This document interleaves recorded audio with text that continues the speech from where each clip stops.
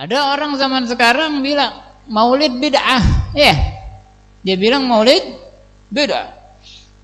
Andai kata maulid itu benar, pasti yang pertama melakukannya adalah sahabat Nabi. Benar gak ucapan mereka begitu? Tapi kenyataannya mereka sholat Jumat adzannya sekali.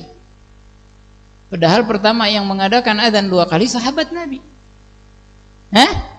Dia bilang itu adzan 2 kali bid'ah. Apa Sayyidina Utsman juga Anda tunduk ahli bid'ah? Jadi mereka dengan omongannya sendiri bulak-balik. Karena dasar hukum yang mereka ambil salah. Sehingga dia sulit, kayak orang pengen bangun tiang, pondasinya salah. Mau diakalin gimana, goyang tuh tiang. Kalau mau cabut dulu, bikin pondasi yang kuat. Beda dengan ajaran para leluhur kita, kaidahnya satu, pondasinya kuat. Ya, maulid kita nggak bilang bid'ah, azan 2 kali kita nggak bilang bid'ah, karena sumber dalil, karena sumber akidah kita adalah Al-Quran dan As-Sunnah, bukan sejarah. Mereka teriak ikutin Al-Quran dan As-Sunnah, tapi mereka selalu berdalil dengan sejarah. Ya, selalu berdalil dengan sejarah. Maulid haram, apa dalilnya? Nabi nggak pernah melakukan, berarti sejarah bukan? Sejarah bukan? Mana dalil Al-Qur'annya yang melarang? Mana dalil hadisnya yang melarang? Berarti mereka tidak mengikuti Al-Qur'an dan As-Sunnah, tapi mengikuti tarikh. Dan tarikh itu adalah pendapat yang boleh, ya, pendapat yang tidak sekuat dalilun qat'iyyun, bahkan dalil Al-Qur'an dan As-Sunnah.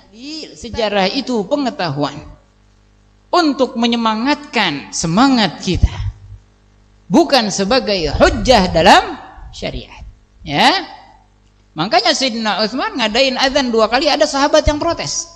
Enggak, karena hujjahnya kuat. Al-hukum taduru 'ala al-illah, hukum itu berputar karena sebab, karena kebutuhan umat saat itu, karena keterlambatan mereka, maka diakali oleh Sayyidina Utsman dengan azan yang pertama, sehingga enggak ada muslimin yang telat untuk melaksanakan salatil Jumat. Ya, memikirkan maslahatil ummah. Sayyidina Utsman juga mengumpulkan Al-Qur'an di dalam kitab. Ini maslahat untuk umat. Kalau Sayyidina Utsman tidak melakukan itu, kita baca Quran gimana? Ya.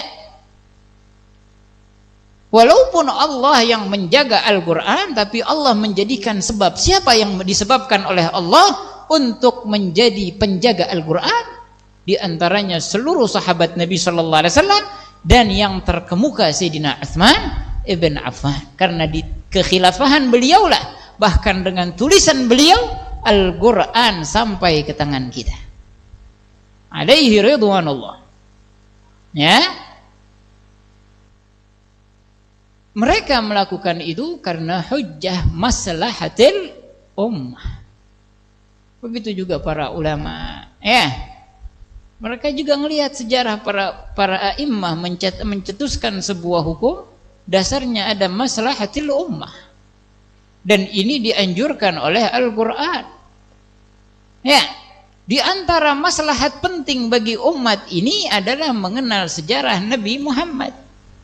Saat itu ulama melihat masyarakat ini udah mulai nggak kenal dengan Nabi Muhammad, karena banyaknya umumnya orang itu menceritakan Nabi Muhammad dengan sejarah yang panjang, sehingga orang yang sudah tertipu dengan dunia, udah sibuk dengan kantornya, dengan dagangnya, nggak ada kesempatan lagi. Ya, malas, udah capek nih, mau ngaji lagi udah nggak ada.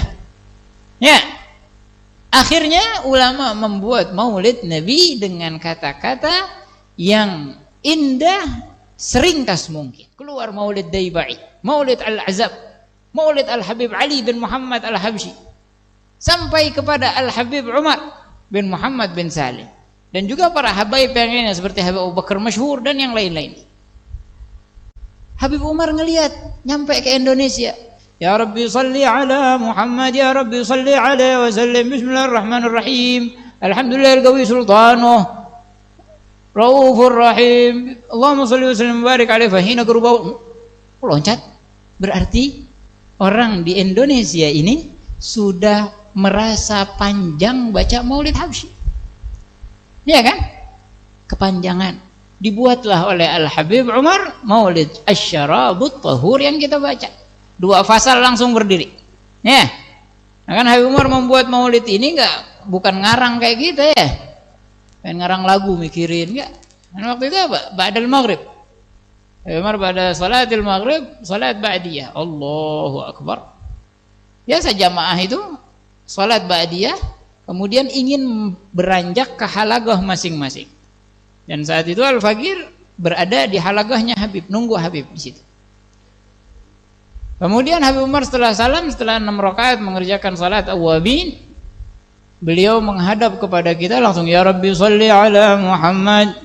Nah, jadilah kitab Maulid Syarabut Tahur. Nggak pakai dikarang. Ya. Dan Abdullah Ali Khamis waktu itu yang suka nyatet ucapan Habib langsung merekam dan dibuatlah Maulid Asy-Syarabut Tahur. Nah, ini namanya wahbiyah, hadiah dari Allah, ilham. Jadi Maulid itu bukan apa? Bukan karangan. Ya. Itu zauq rasa. Gak gampang kan? Gak gampang. Mereka yang protes-protes bikin maulid bid'ah bisa nggak lo bikin? Hasil kata dunia. Nah, ini fitnah di antara fitnah. Maka salah ala Nabi sallallahu alaihi wasallam akan menyelamatkan kita dari segala fitnah tersebut.